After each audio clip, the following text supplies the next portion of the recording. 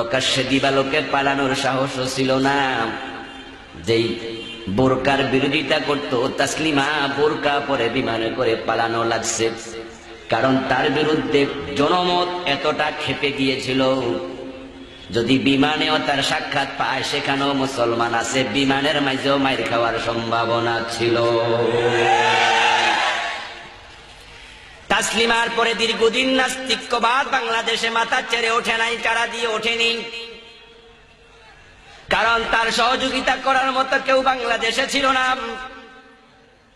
কিন্তু আমরা কিছুদিন আগে দেখেছি আবার নাস্তিক্যতাবাদ মাথা চারা দিয়ে উঠেছিল, কিন্তু আলহামদুলিল্লাহ আলহামদুলিল্লাহ ওই নাস্তিকদের বিরুদ্ধে বাংলার তাওহীদি জনতা যখন আবার রুখে দাঁড়িয়েছে, এখন বাংলার নাস্তিক গুলা বিদেশ যাওয়ার জন্য বিভিন্ন দূতাবাসে ধারণা দিচ্ছে।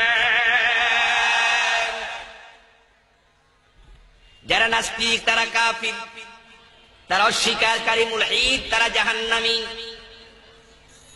তাদের পরিচয় আর বেশি প্রয়োজন নেই, তারা বলতে চায় unseen is nothing, there is no god.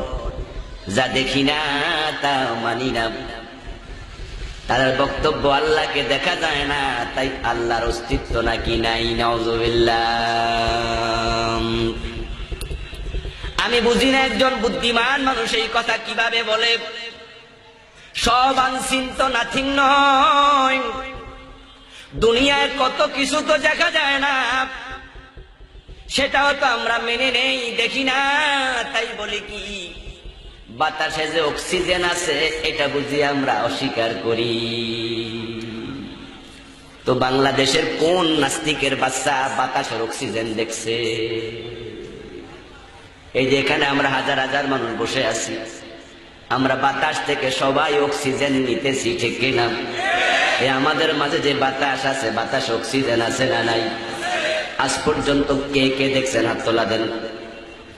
তাহলে অক্সিজেন আমরা দেখি নাই, কিন্তু না দেখেও তো বুঝি অক্সিজেন আছে। এবার বলুন তো, ফুলের মাঝে গন্ধ আছে না নাই? কোনদিন কি ফুলের গন্ধ দেখা যায়? তাহলে তো আমরা বলি ফুলে গন্ধ আছে। গাভীর উলান বড় হলে দুধ বেশি, কিন্তু উলান ছিদ্র করে দেখেন তো দুধ পড়বে কয় ফোঁটা? ছিদ্র করতে দেরি, রক্ত জড়তে থাকবে, দেরি হবে না। পুরা উলান কাটলেও আধা কেজি দুধ পাবেন না, অথচ টানলে 5 কেজি দুধও পাওয়া যায়। এখন দুধ থাকে কোথায়? দুধ তো দেখা যায় না। তাম দুনিয়ার সবগুলা প্রাণী বিজ্ঞানীকে যদি এক জায়গায় জড়ো করে প্রশ্ন করা হয়, এমন গাভীও তো আছে যে গাভীর উলান টানলে 10 লিটার, 15 লিটার, 20 লিটার দুধও একদিনে পাওয়া যায়। এমন গাভী আছে না নাই? অথচ পুরাটা উলান যদি কেটে আমরা ওজন করি, মাংস হবে 5 কেজি 7 কেজি। পুরা উলানটা হয় 5 কেজি, দুধ হয় 20 লিটার, থাকলো কই? উলান ছিদ্র করলে তো দুধ পাওয়া যায় না। এখন পুরা গাভীটাকে কেটে টুকরো টুকরো করলে দুধ আছে কোন জায়গায়? পাবেন না। ও নাস্তিকেরা, তোমরা বলো আনসিন ইজ নাথিং, যা দেখো না তা মানো না। তাহলে গাভীর দুধ আছে এটা কেন মানো? এটা কেন মানো? তাম দুনিয়ার সবগুলা মানুষকে এক জায়গায় জড়ো করলে সব প্রাণীবিদ গবেষণা করে দুধ খুঁজে পাবে না। আমার বন্ধু, আল্লাহকে খুঁজা পাইতা লাভ দিতাছ কেন? যে ব্রেন দিয়া অক্সিজেনই পাও না, ফুলের গন্ধ খুঁজা পাও না, গাভীর দুধ খুঁজা পাও না, ওই ছোট্ট ব্রেন দিয়া আকাশের মালিক জমিনের মালিককে খুঁজা পাইবা কেমনে? তবে এটা ইমানের ব্যাপার, অনুভব করার ব্যাপার, এটা গবেষণা করে বের করার ব্যাপার না। আপনি যদি খুঁজতে থাকেন, আল্লাহকে খোঁজার জন্য মঙ্গল গ্রহে যাওয়া লাগে না, আপনার মাঝেই আপনার আল্লাহকে আপনি খুঁজে পাবেন। কোরআনে কারীম আল্লাহ বলেছেন, ওয়াফি আনফুসিকুম আফালা তুবসিরুন, তোমার মাঝেই আল্লাহ আছে, তুমি কি বোঝো না? আল্লাহ তাআলা বলছেন, وفي الأنعام لعبرة إن لكم في الأنعام لعبرة نسقيكم مما في بطونها من بين فرث ودم لبنا خالصا سائغا للشاربين إن لكم في الأنعام لعبرة ও সকওয়ালা মুসলমান, তোমার জন্য এই গাভীর মাঝে আছে শিক্ষণীয়। এতগুলা দুধ তুমি নিজে টেনে বের করেছ, অথচ দুধ থাকে কই খোঁজো? তুমি পাবে না খোঁজে, কিন্তু দুধ তো আছে, টানলে তো বের হচ্ছে। এখন কোথায় আছে?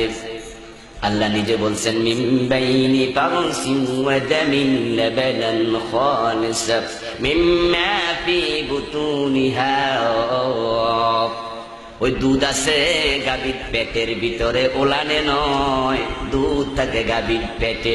সুবহানাল্লাহ। এখন গাভীর পেট যত বড় দুধ তত বেশি, ঠিক না? কথা কওয়া লাগবে। আমরা গাভীর পেট দেখা দুধ কিনি না, ওলান দেখা কিনি। তো ওলানো তো দুধ থাকে না, আল্লাহ তো কয় থাকে পেটে। এখন আপনার কথা ঠিক না আল্লাহর কথা ঠিক?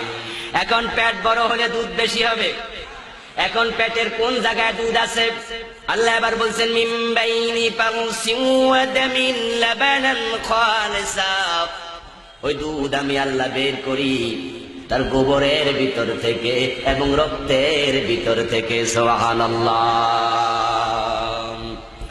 কেউ পানির ঈদের আগে করলে ভালো ছিল, তাহলে আর গোবর ফেলাইতেন না, সাপ মারলে দুধ বের হইতো, ঠিক না? আমার ভাইয়ের, আল্লাহ তাআলা বলছেন গোবরের ভিতরে দুধ আছে। আল্লাহর কথা সত্য কিনা? কিন্তু আপনি চাপলে পাবেন তো। তাহলে সব জিনিস দেখা যায় না, কিন্তু বিশ্বাস করার নাম হলো ঈমান, ঠিক কিনা? আমার বন্ধুগণ, এখন উনারা নাকি খুঁজা পায় না। খুঁজা কেমনে পাবে আল্লাহকে? আল্লাহ তো কোরআনে বলছেন ওয়া মা উতিতুম মিনাল ইলমি ইল্লা কলিলা। আমি তোমাদেরকে এলেম দিয়েছি যত সামান্য, বড়ই সামান্য, বড়ই সামান্য। ওই সামান্য এলেম দিয়া আপনি আকাশ জমিনের স্রষ্টাকে খুঁজতে যান কেন? বলছে কে? আপনি কি লক্ষ্য করে দেখেননি? অনেক জায়গায় দেখা যায় না, মোবাইলের মাঝে লেখা ওঠে আউট অফ নেটওয়ার্ক, এমন লেখা আছে না নাই? অর্থাৎ আপনি যেখানে আছেন তারে কুলাইতেছে না।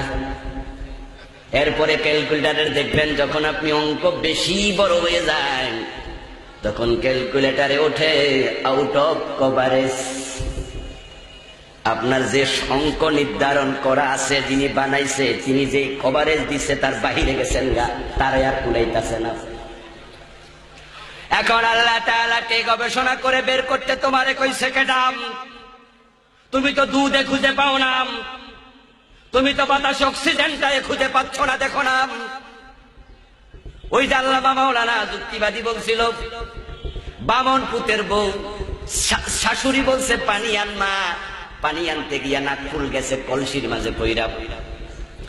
এখন বৌমা ভাবে যদি নাক ফুল না থাকে শাশুড়ি দমক মারবে, কারণ গ্রাম অঞ্চলে প্রবাদ আছে নাক ফুল পইরা গেলে নাকি জামাই মইরা যায়। গ্রাম অঞ্চলের মহিলারা এ কুসংস্কারে আছে, নাক ফুল পরে গেছে স্বামীর অমঙ্গল হবে, নাউজুবিল্লাহ। এই জন্য বৌমা ভাবতেছে পানি একটু দেরিতে নে, আগে নাক ফুল খুঁজা লই। এখন নাক ফুল খুঁজতেছে, শাশুড়ি মা ডাক দেয় বৌমা পানি চাইলাম, পানি কই?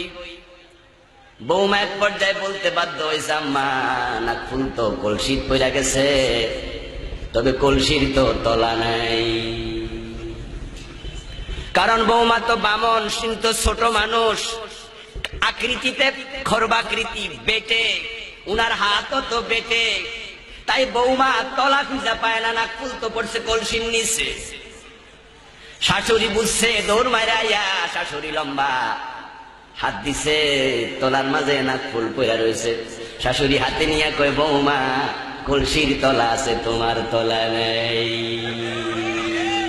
অর্থাৎ কলসির তলা খুঁজে পাওয়ার জন্য যতটুকু লম্বা হাত সেটা তোমার নাই। ও দুনিয়ার মানুষ, নাস্তিক কেমনে হইবা? তুমি তো কত কিছু দেখো না। তোমার মাথার তালু আছে, ওই মাথার তালু জীবনে তুমি দেখো নাই। তোমার পিঠ আছে, নিজের পিঠ তুমি দেখো নাই। তোমার দাদার বাবা আছে, তার বাবা আছে, তাও তুমি দেখো নাই। যদি অস্বীকার করো, নিজের নসব অস্বীকার করলে তুমি তারও সন্তান হইয়া যাইবা। ইন্নাল্লাহ জামিউল মুনাফিকিনা ওয়াল কাফিরিনা, জাহান্নামে একত্রিত আল্লাহ করবেন। শুরুতে নাম কার? কাফের না মুনাফিক? আবার বলেন না, কাফের না মুনাফিক? আমি আয়াতটা আবার পড়ি, ইন্নাল্লাহ জামিউল মুনাফিকিনা ওয়াল কাফিরিনা ফি জাহান্নামা জামিআ وعد الله المنافقين والمنافقات والكفار